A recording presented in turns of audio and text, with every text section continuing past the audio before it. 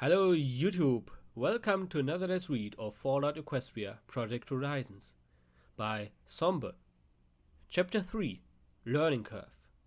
Our quote of the day is, "I'm so sorry." We waited in the Withers public school till morning. Really, once the flies and the reek of rotting meat reached a certain point, all of us were glad to get out of there. I still resembled a mummy with all the bandages coiled around me, but their healing magic was doing the trick. Though it had taken 2 healing potions to bring me back from the gunshots to my back and the back of my head, my luck was still holding out. The first had just grazed my skull rather than turning it into all kinds of bloody brains, and the second had been slowed by what was left of my barding and lodged in the muscle at the base of my neck. Fortunately, even P-21's minimal medical skills were up to removing it. I had taken some time looking at the map on the wall of the classroom. It was badly stained and aged, but I could make out the name of Withers and a long road leading to what seemed like a big city. Huffington. One of the city's horses mentioned when he described the balefire bombs going off. There were other strange posters rotting in their frames. In the office, a pink pony with her mane striped almost identical to mine, but pink and grey rather than black and red, stared out with a grin above a caption that read, "Trouble can start in the smallest places." A purple unicorn sat on the library wall, looking clever and surrounded by floating books, saying, "We need every idea." Well, that's what I thought it said. Some wit had scratched out idea and written penis.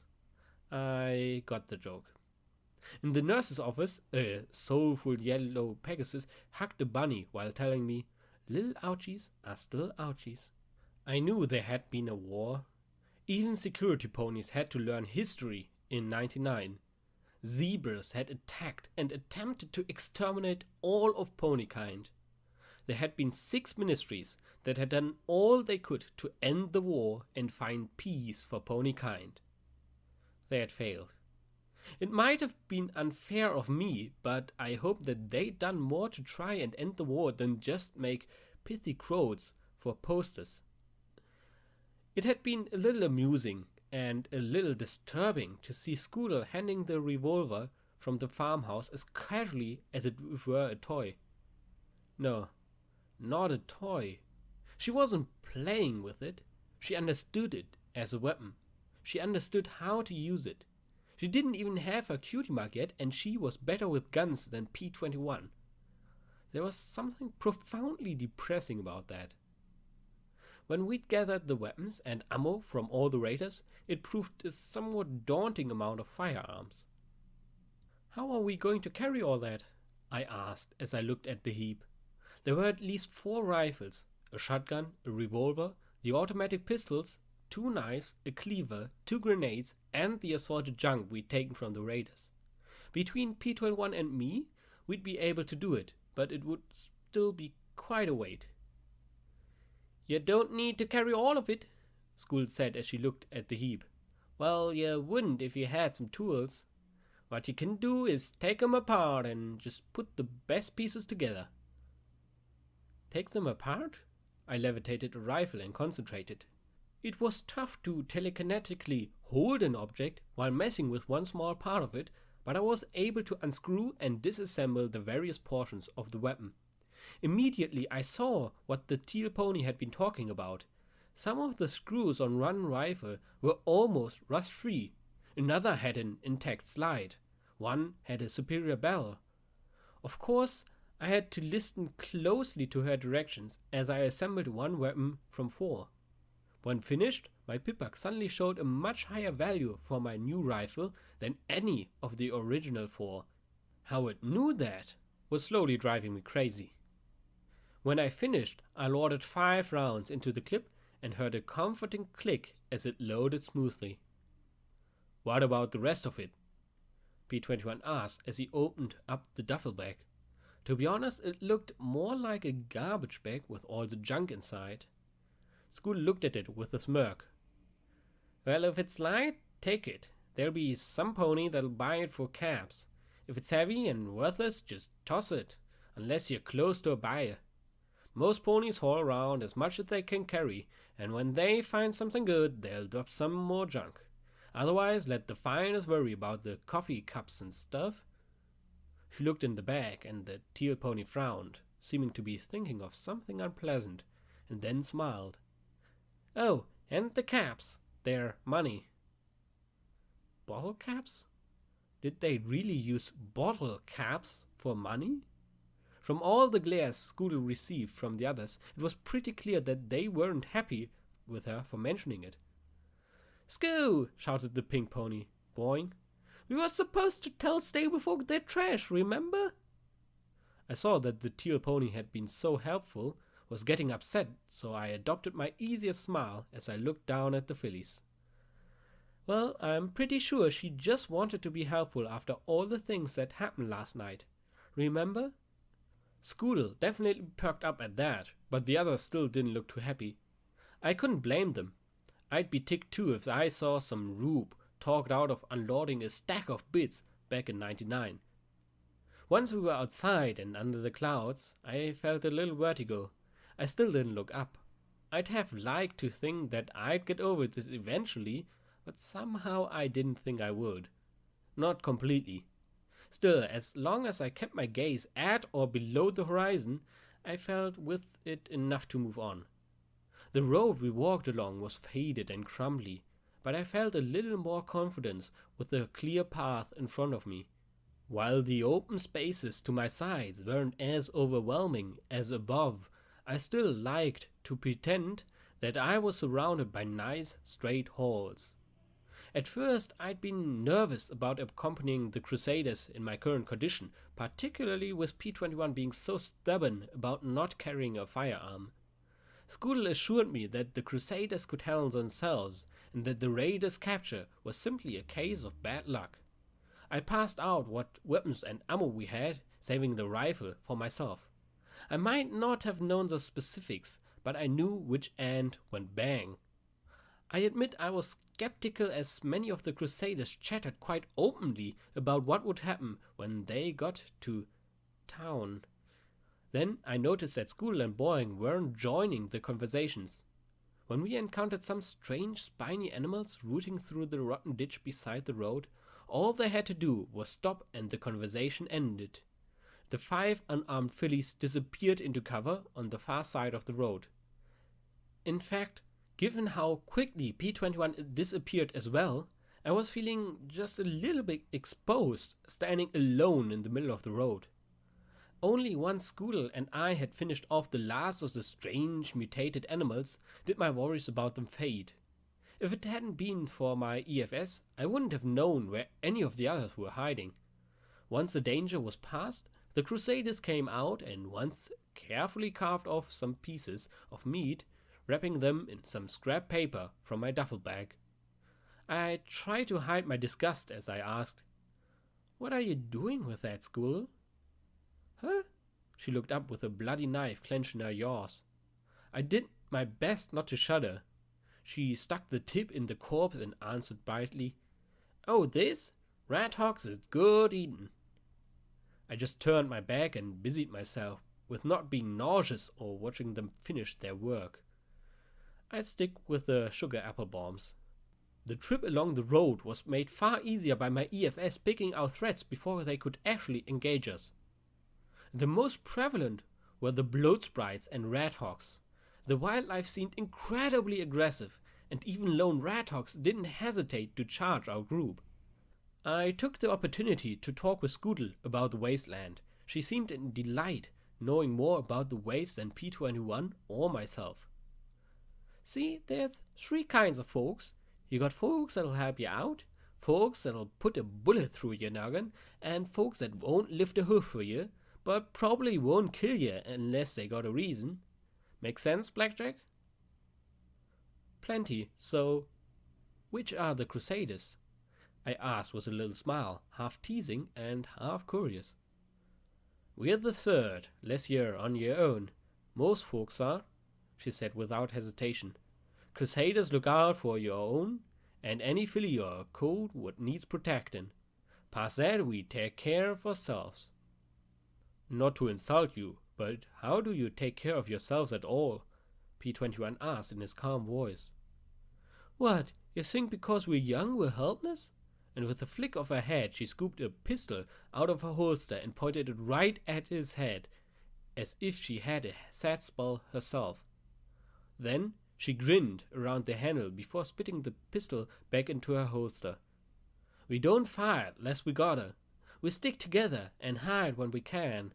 We've got lots of forts all around, and we can hole up in it if we need to, she said as she trotted along. See, we can get in places big ponies like yourselves can't. We can find all kinds of good stuff in cellars and tunnels and stuff.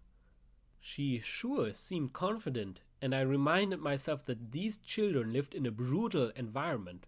Weak things didn't seem to last long in the wasteland, that was for sure.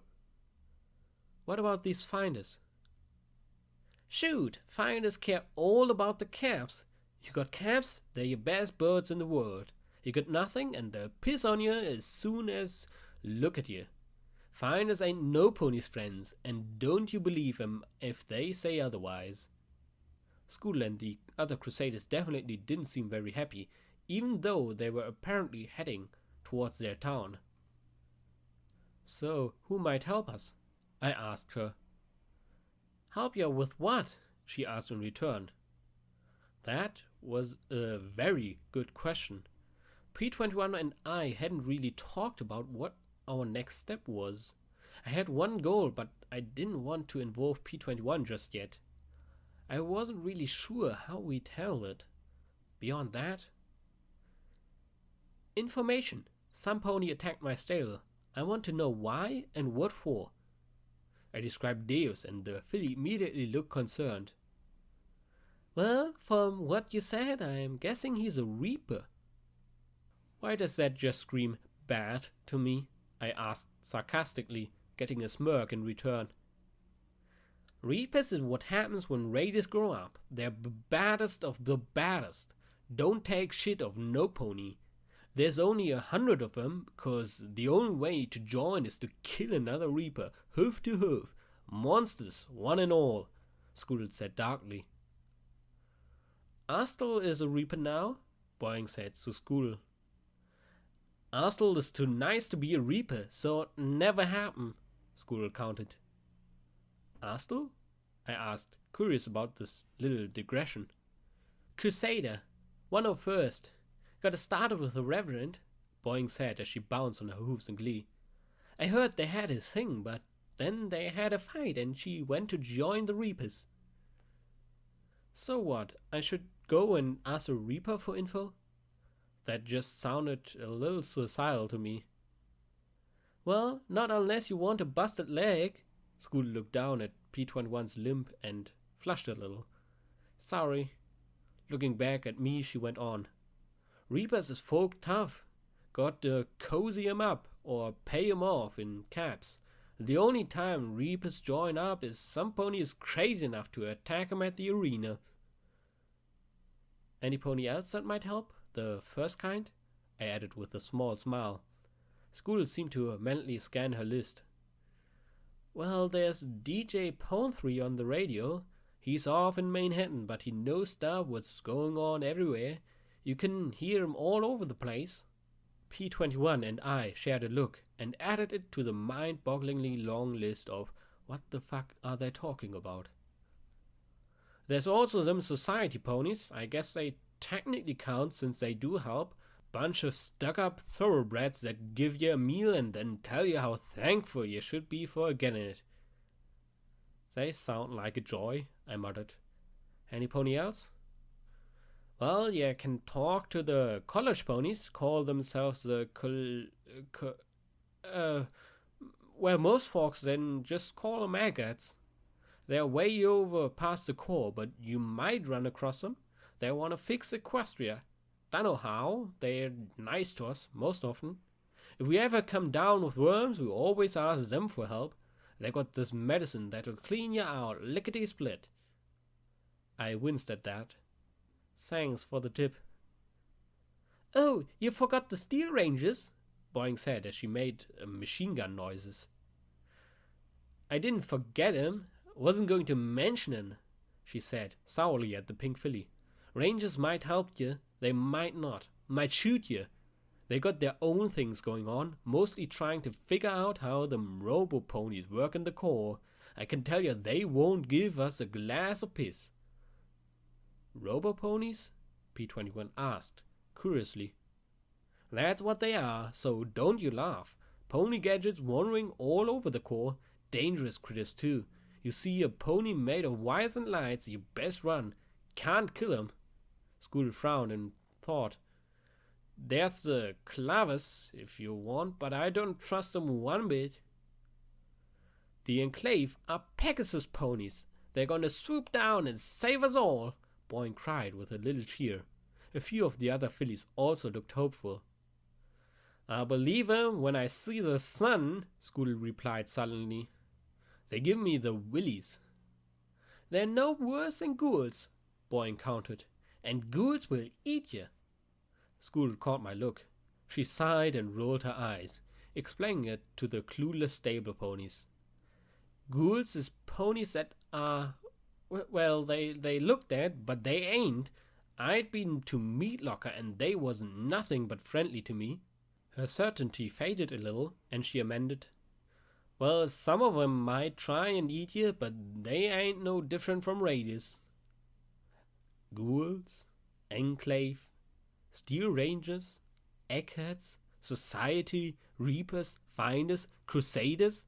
I was suddenly getting a picture of Huffington as a city with different stables all round it, each group fighting against the others for control and dominance. P21 looked at School as he asked, You mentioned the core. What is that? The core? It's what got blowed up in the big war. I heard there was all kinds of tech and stuff and being studied there. Least it was before the zebras blowed it all to smithereens. It wasn't the zebras, Boyne jumped in. Them ponies made something what blowed up in their faces. I heard that Celestia sent the whole city to the moon right before the bombs went kablooey, offered a grey unicorn filly. Another quickly shook her head. No, it was a dragon, biggest, scariest dragon of all. He breathed green fire. That's what the bombs did, you ninny, School roared. I winced at her noise, wondering if this was how they had gotten caught in the first place. I drifted a little to the side and let them argue over what precisely destroyed Huffington while I leaned towards P21. So, what do you think? He looked at me with this level, cool glaze. I think they should be quieter, unless they're trying for more red hawk meat. I mean, about what we should do. While I don't mind helping ponies who need it, I doubt that the Reaper has given up. We need information. I lifted my pippak. We need to learn about that Reaper. We need to find out what EC-1101 is. Why was it worth attacking Stable 99?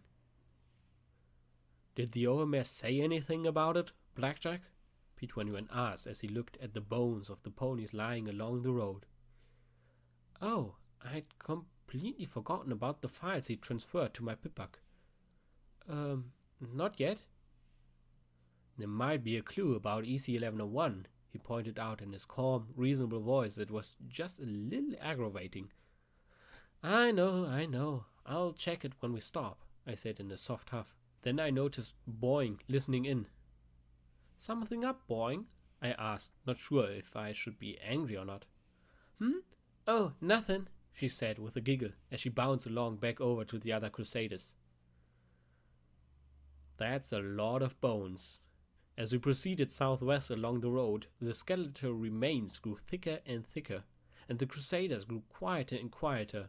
Rags and rusty bits intermixed with the bleached bones, as scattered white lumps turned into nearly a solid sheet. Then mounds and piles of gleaming white remains rose to either side of the road. My pippak chirped. Boneyard appeared on the map. I noticed the girls weren't talking anymore. Now they looked wary, and walked right in the middle of the road, cleared of the remains. What happened here? P21 asked, keeping his voice low. School looked at us and pointed ahead. When hoof went boom, Lots of ponies tried to run for it all along the road. She pointed the way we came. That way's Manhattan, and when Manhattan went boom, lots of ponies from there came running here for hoof. Thousands and thousands. They all got bunched up here, and all died. She glanced warily at the heaps of bones around us. Don't touch anything. Why not? As far as I could see, there was lots of stuff for the taking, and not a single threat to be seen. There's bad stuff here. Ghouls. And Tiara. That was all she said before she bit down on the pistol again and continued walking. The whispering was beginning to creep me out, but I wasn't about to raise my voice, not knowing what might be around. There were hundreds of busted wagons and carts scattered amid the skeletal remains. A lot of boxes, even some ammo crates. I looked at the Crusaders, keeping an eye all around them and ignoring the ammunition right beside us. We should take some of this, I whispered as we passed a tipped-over wagon half buried by bones. I couldn't see a single target on the EFS aside from the 8 of us. School looked at me with an expression of horror and outrage, shaking her head. There's nothing here. I couldn't explain the Pippa's targeting system to some pony that had never worn one before. I think you should listen to her, P-21 murmured. That did it for some reason. Feeling scared of bones I could accept, but being told what to do by a pony that wouldn't carry a weapon himself just annoyed the shit out of me. My mane was itching in irritation, and I wasn't about to pass up something that could keep us all safe. It's fine, I said as I reached out with my horn, grabbed a nice heavy ammo box, and pulled it from the bones. The bones clattered in to fill the void left behind, filling the still air with a dry rattle. Then I saw the creature within the heap of bones. It looked like a pony that had been cooked past well done, and now that it was exposed, it began to move. It reared up and opened its maw wide, letting out a scream that no living pony could make. And then it was answered. Instantly, my Pippa came alight with red bars as horrific screams raised in the air. The mounds around me shifted, and from the depth emerged chunks of rotting meat clinging to pony frames. Shredded lips allowed jagged mouths to open far wider than any living ponies could. There was nowhere to run. They stepped out onto the road in both directions. "Heads!" was all School shouted before drawing her gun and taking aim at the running forms. I wasn't familiar with the rifle at all, but I knew I should use it before they closed the distance. I popped sass, but the rifle required a great deal more energy per shot than my pistol or shotgun. I carefully lined up my shot in that moment of frozen time, then released the spell. I could almost see the bullet as it spun through the air, striking the ghoul pony in the head and blasting it apart into meaty chunks. Without sass, I had a harder time lining up the shots. What took one round to the head would require 4 to the chest. The Crusaders were holding up better than I'd anticipated. Maybe the fact that we were ridiculously outnumbered and probably going to die helped them focus on putting every round in the screaming ghoul ponies' heads. P-21, unarmed, simply kicked and shoved and tried to keep all the ghouls off the Crusaders. School's revolver blasted ghoul after ghoul, not firing till she had a headshot. She would be an amazing mark pony when she grew up. A pony to be feared and respected. But as she turned to gun down one, 2 others pounced upon her. Sets recharging, I tried desperately to line up the rifle, but the shots failed to drop them. One ghoul pony gripped School in her haunches, the other by her shoulders. With monstrous strength, they each pulled their half. The teal filly was ripped in 2 before my eyes. I fell into a moment of horror that felt like sass. That would never end as I saw with terrible clarity the organs and viscera pouring out over the asphalt.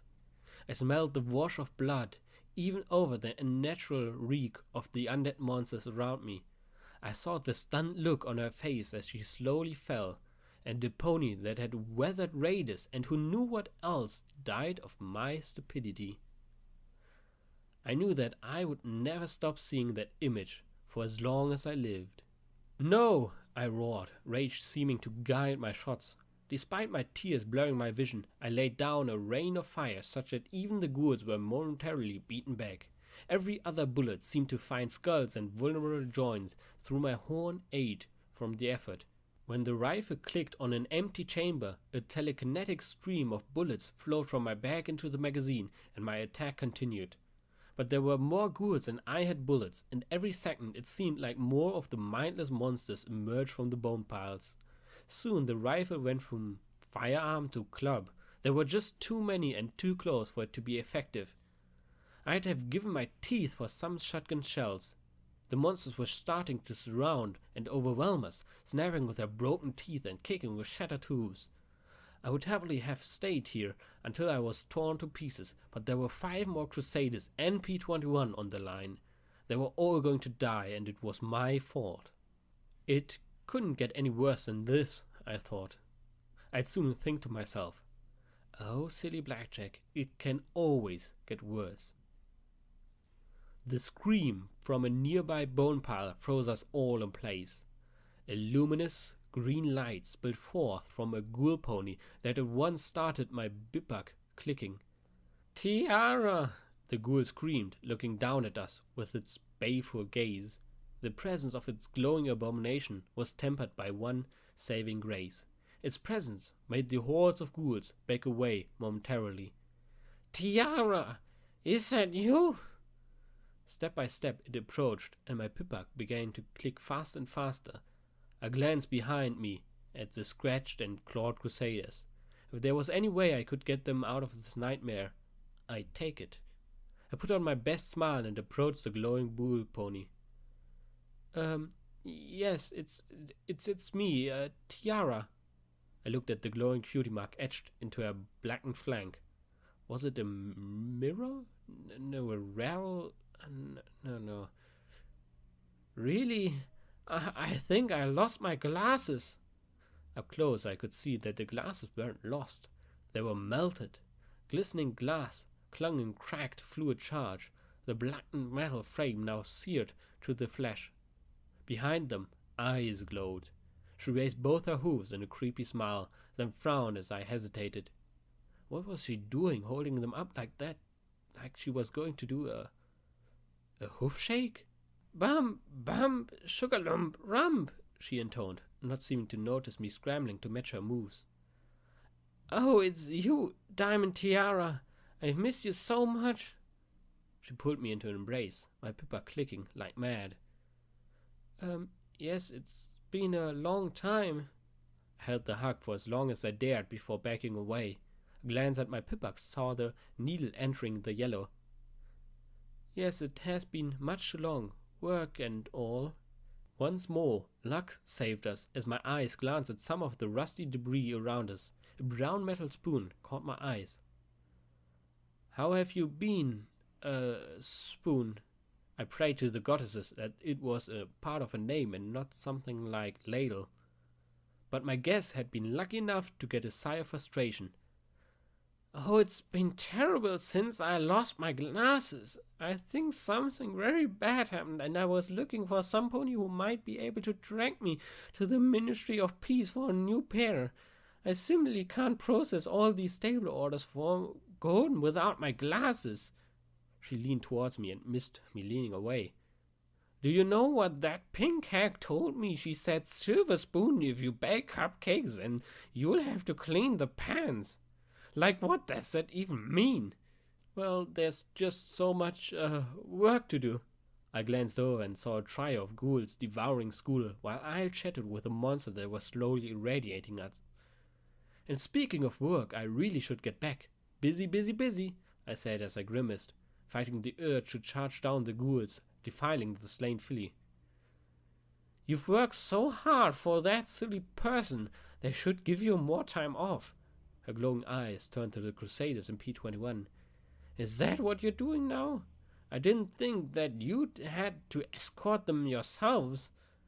I opened and closed my mouth, at a loss, and simply gave a smile and an exaggerated shrug. She sighed. Well, we should really get together next week. You know, sometimes I think something terrible is going to happen. I really do. Something terrible did happen, and a small part of it was my fault. Well, take care of yourselves, Silver Spoon. Then I looked at all the ghoul ponies waiting around us. I don't suppose you could ask them to step aside? Oh, sure, she said brightly as she faced the ghouls. Like, get out of the way, losers, and find my glasses. Slowly, the yellow dots began to disappear as the ghouls dug their way into the bone mounds. Well, I'll better keep looking, otherwise that hag is going to have me scrubbing prances again, or whatever. I dared to look back at Scoodle. Nothing remained but bloody bone and scattered flesh. I tried to find an excuse to go and collect the remains. In truth, with my pickaxe needle in the red, I almost wanted to stay a little longer, chatting with Silver Spoon till I was just as dead. But I couldn't. I had 6 others who might need my protection, flimsy as it was. We walked silently for several minutes before from behind us came the plaintive wail of, Tiara! Tiara! Where are you?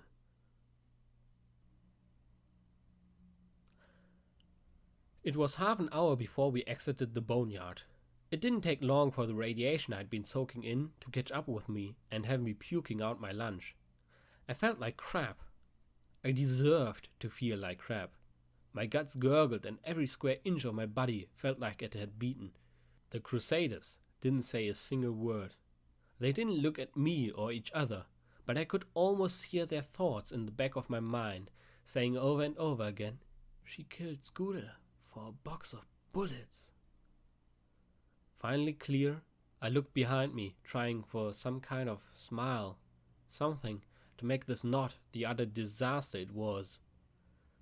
Safe and... Only P-21 was behind me.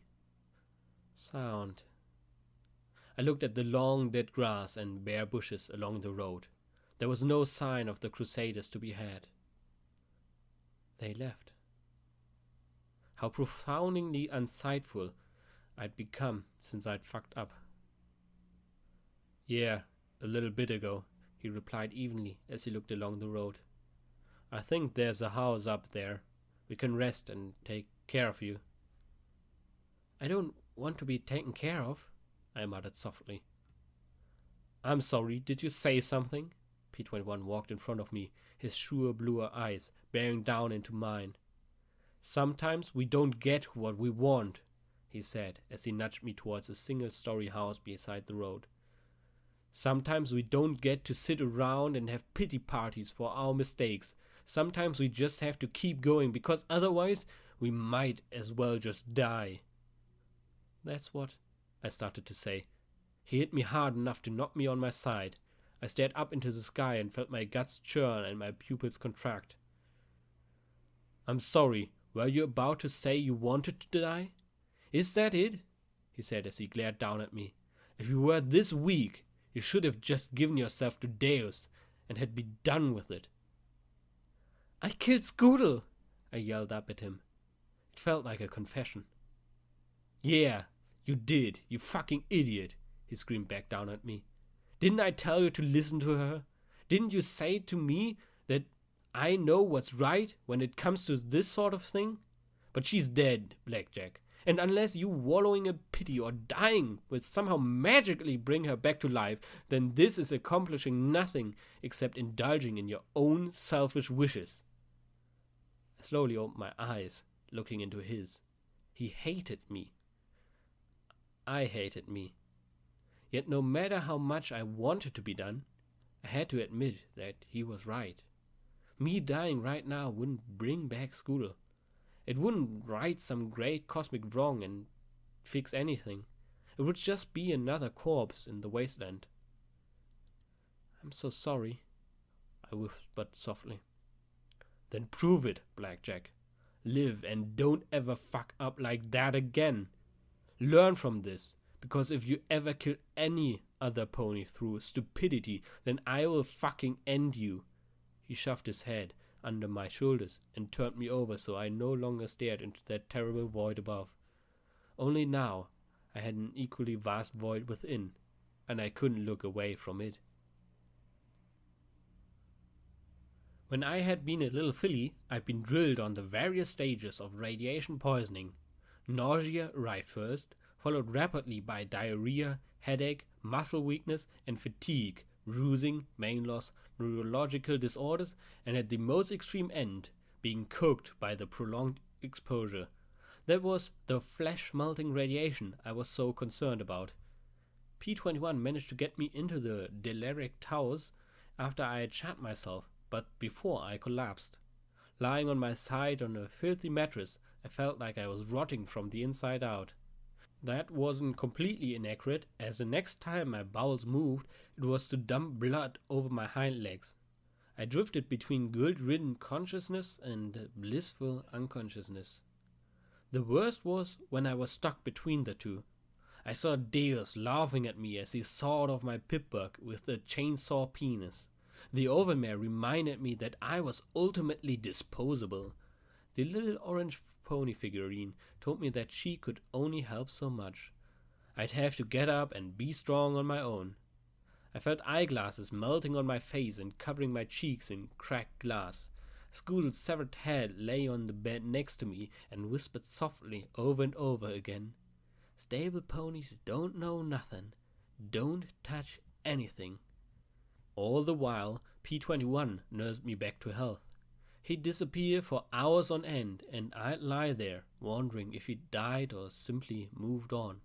I didn't understand why he wasted his time with me, and yet he did. He didn't say a word of complaint, nor did he mention anything more about the events in the boneyard.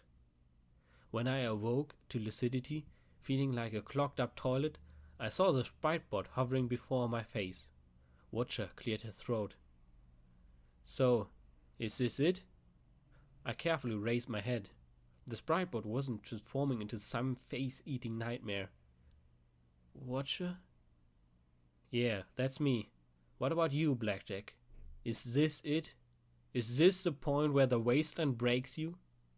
The sprite bot looked particularly solemn as it hovered before me.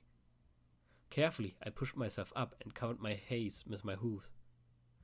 "I fucked up, Watcher." "You're not the first. And if I can be blunt, your fuck up only killed one filly. I've known ponies whose fuck up killed millions. So on the grand scale of fuck ups, I think you're overrating yourself." Slowly, I dropped my hooves from my face to look at the little machine as it went on. "So I'm asking you, is this it? Are you just a pony that wallows in self-pity and kicks herself for a mistake? Or not? Because if this is it, then I'll leave you be. I can't help you. You can't help any pony." It would have been easy to just fold right then.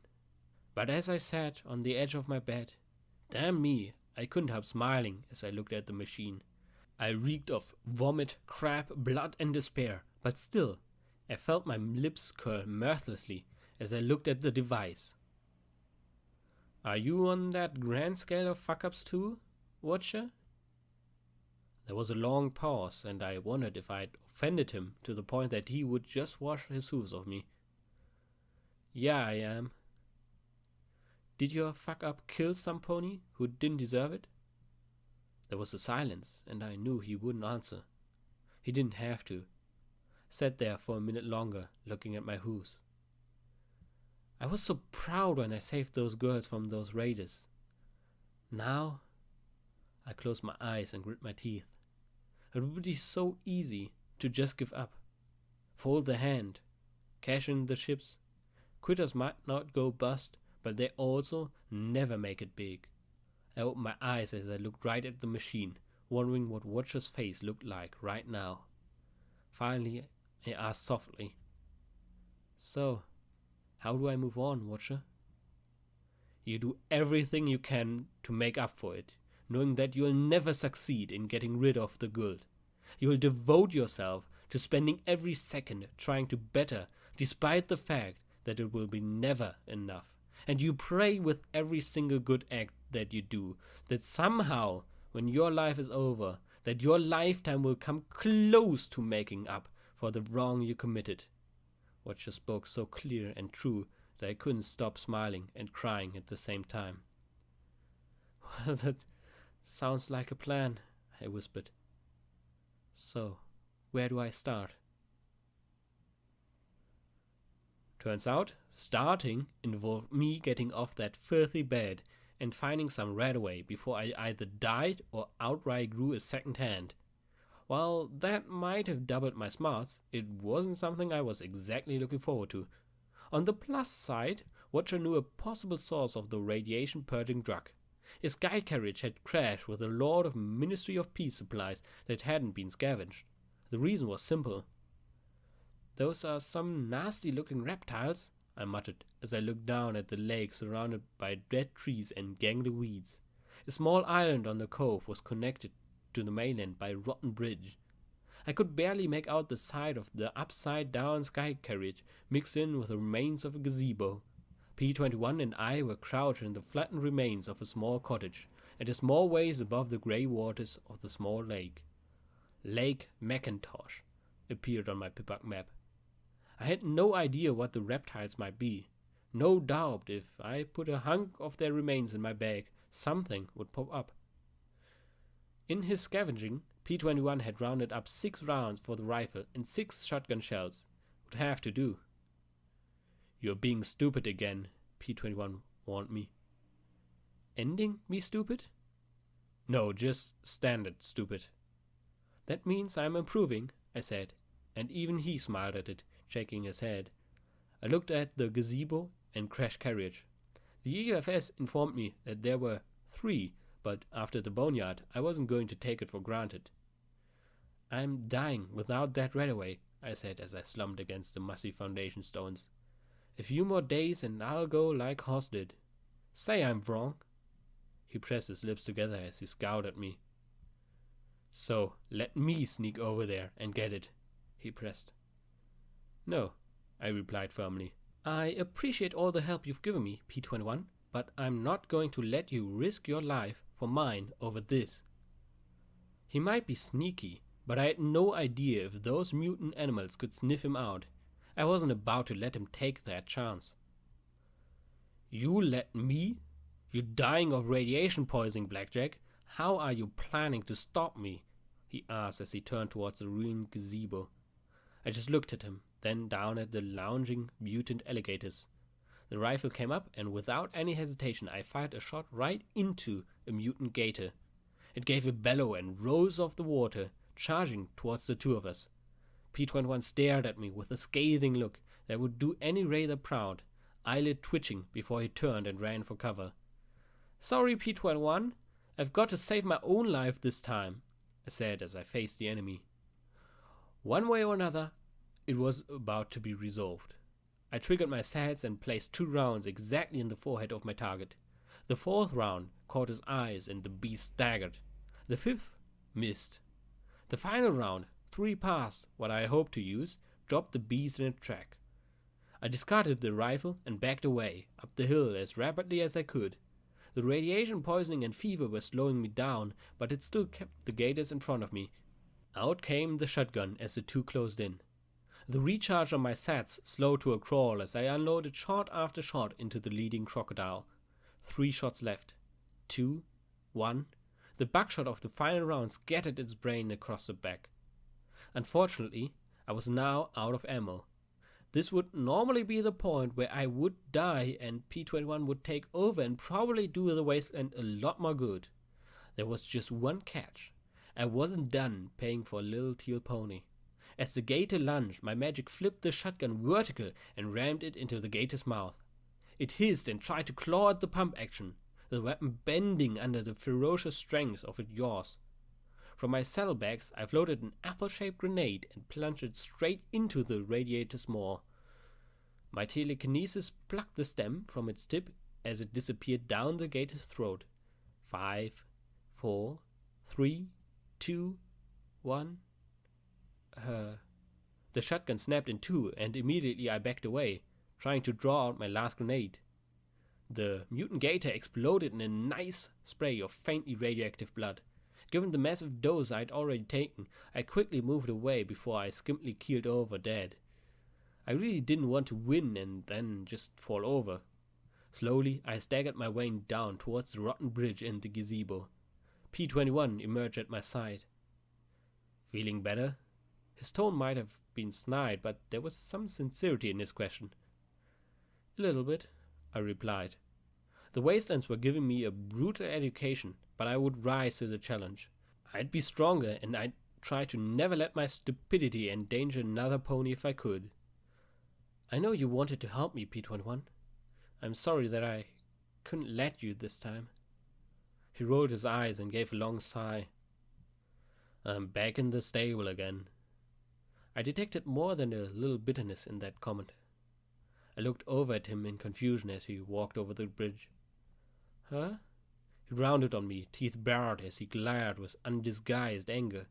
My whole life, I've mess telling me what I can and I cannot do. I wasn't even allowed the option of turning a mare down if she was on my breeding rotation. He gave a little snort. Did you know some males in 99 would cut or beat themselves just to get a break? Just do something we wanted, instead of what we were instructed to do? I honestly didn't have a clue. I could barely imagine. We all had to do things that we didn't want to do in 99. I didn't want to be in security. That's how 99 went. You did what you were told, filled your role, and you never thought outside of it. You didn't want to be anything, Blackjack. If there was a sit on my tail and play cards all day job, you'd been fine. But otherwise, you wouldn't have been happy doing anything, he said as we approached the wrecked gazebo. The rusty Strywagon still had bright yellow paint and a pink butterfly visible.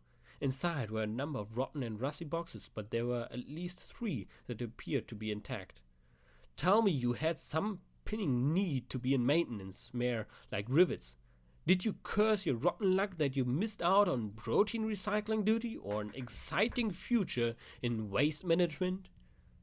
Well, I stammered. He stood there, staring at me with his lips pressed together. Can we hold this conversation until after I'm not irradiated? I asked with a feeble smile.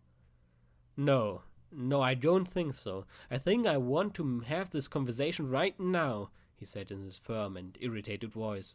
I could see that now the dam had been cracked and nothing was going to stop this deluge. So, what is it, Blackjack? If you had a choice not to be in security, what would you do? Huh? He stumped to the first box, clenching his teeth on the bobby pin, and started on the lock. And to be honest, I did not know what to answer. I'd always thought that I was stuck with security, which meant I resented it. To be honest though, it just hadn't been a bad job. Taking males out of the population was about the worst it got. There was dealing with the overmare more closely, but there were plenty of ponies that worked a lot harder than I had, whose jobs were far more critical to the survival of the stable. I guess you're right. I guess security wasn't that bad for me, I admitted. I was also too tired and too feverish to do more than sit on my butt as he worked. What about you, P-21?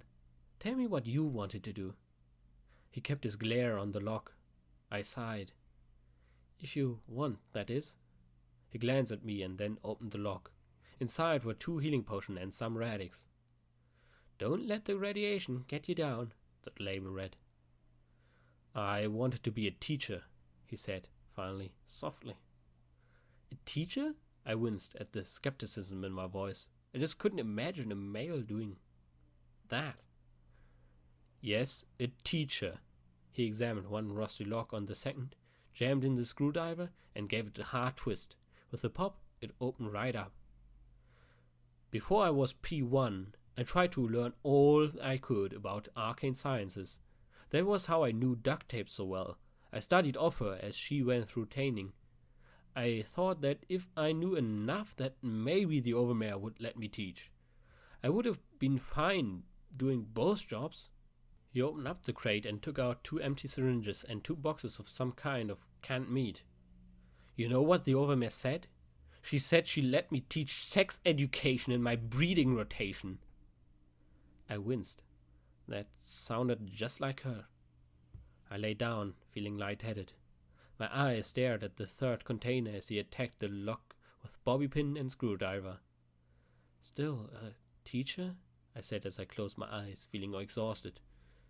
I bet you would have been good at it. I saw how you were with the Crusaders. He glanced at me and then carefully adjusted the lockpick. There was a quiet scraping noise as he worked whatever magic he did, then a soft click as the top opened. Inside were 3 clear plastic pouches filled with an amber fluid.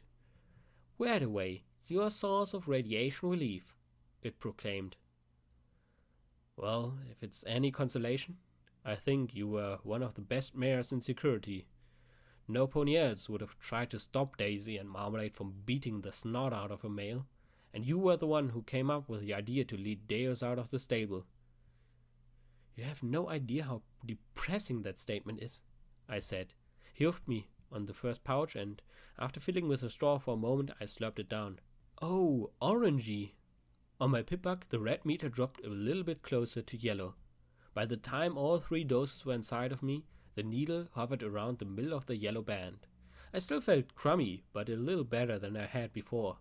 With luck, I wouldn't lose my mane or turn into one of those ghoul things. I was just being stupid, I muttered, keeping my eyes down. I have a habit of doing that. You have a habit of being reckless, Blackjack. What you did was brave, even with that glowing ghoul. I never would have thought to talk to it or do hoof bumps, he said calmly as he proceeded to dig through the remains of the card as a drug did his work. Sadly, there were no bullets to be found on a Ministry of Peace sky carriage. He did, however, find a glowing marble in the wreckage of the gazebo. What's this? I held out my hoof and looked at it. Well, it wasn't radioactive. It didn't go bang, it didn't seem edible.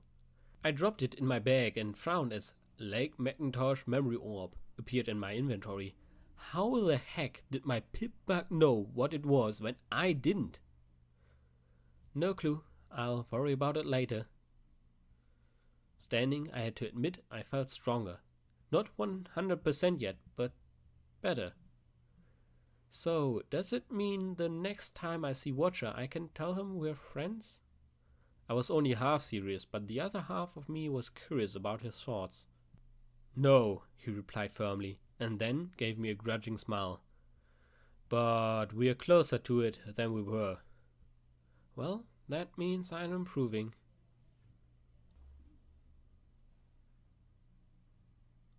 Footnote, level up. Skill note, guns, 50. New perk, run and gun, better accuracy with ranged weapons while moving. Quest perk, minor mutation, red side. When under the effects of minor radiation poisoning, gain +1 perception in low light conditions. -15 to sneak, speed when not wearing sunglasses, authority glasses, or mirrored sunglasses.